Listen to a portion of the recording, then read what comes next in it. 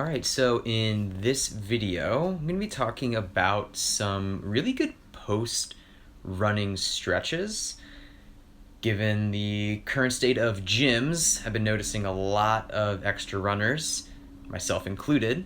So we're going to talk about a couple of go-to stretches that I love after a run, starting with the one you see here. So this is a great stretch for your psoas, right? Hip flexors in general. You'll notice my legs are just about at 90 degrees apiece. It's really important that we'll call it the standing knee, is directly underneath your pelvis. From there, you'll notice I took a really deep pelvic tuck, right? Essentially contracting my lower abdominals. And then from there, I rounded my upper back over. Now you'll also notice towards the end of that side, I did a couple pelvic clocks on top of it. Now using the same general position, I'm going to take this into a quick quad stretch. Just reaching back, grabbing the foot, could be same arm or opposite arm or both, as you see me doing right there. And just trying to pull the foot as close to my glute as I can while maintaining a nice, stable, neutral posture. And then, of course, always making sure you do same thing on each side. So we're going to be going back to that hip flexor stretch. Now, this stretch is, targeting the same general muscles as you might in a traditional runner's lunge. I like this one a little bit better because that upper back rounding tends to stretch your psoas from the more like superior end of it where it attaches to your lower back. And sometimes that gets a little tricky to lengthen out if you're in a more traditional runner's lunge.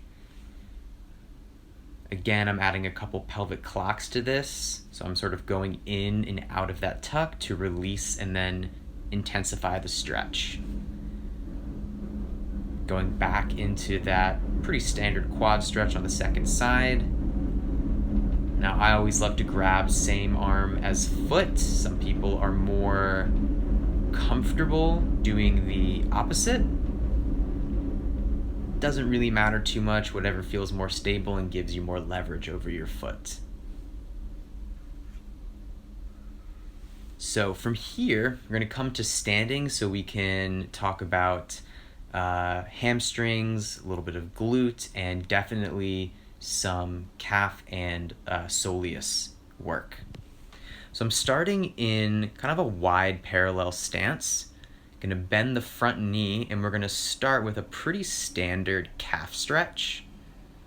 So the point here is to have the back leg extended behind you, heel down to the floor or as far down to the floor as it can go. Now what I'm doing here is a little combo calf and soleus stretch. The soleus is a muscle that's kind of right behind your calf. Does largely the same thing, but not entirely, but equally active and important when you are walking or running. And then I'm ending here with just a couple of calf raises on that back foot for some ankle mobility, keeping it nice and slow and controlled. And then from here, I'm going to leave both legs straight so I can go into a pretty basic hamstring / glute stretch. Now, if you'll notice, I'm focusing really hard here on keeping a long neutral back. So I'm not rounding over my leg, right? This is not about nose to knee. It's about hinging from that hip. So I'm actually thinking about sticking my tail out behind me quite a bit. And then those movements I did with my back leg there was just to make it feel a little more dynamic. In general, if you can make a stretch move a little bit, right, become a dynamic stretch as opposed to a static one, it just makes it a little more efficient. Now we're back onto that calf stretch on the left side. Now when I start to go into that little soleus variation there, it's really important that as you bend that back knee, you're still trying to reach your heel towards the floor. Obviously, it's gonna lift off, but you're still trying to reach it in that direction. And then again with those calf raises, take it nice and slow and controlled, and keep your weight pretty much over the big toe of your foot. Just don't want to favor towards your pinky toe too much. Back to that hamstring stretch. Again, the hinge is the most important part. I'm not rounding my back over my leg. Even if that means the stretch doesn't go as far, you'll feel it much more intensely. Taking a few bends with the back leg just to make it feel more dynamic.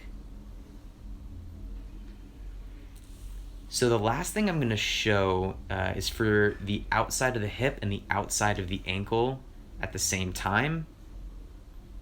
It can be a little bit tricky to get into and balance, so hold on to something if you need to. But essentially I've crossed one leg behind the other, front leg bends to accommodate the back leg, and then you take a big side stretch while you hold that position with your lower body. Now, depending on where you're the tightest, you potentially could feel that stretch anywhere along that curved side of your body. I even get a big lat stretch out of that, and that's just because I have tight lats.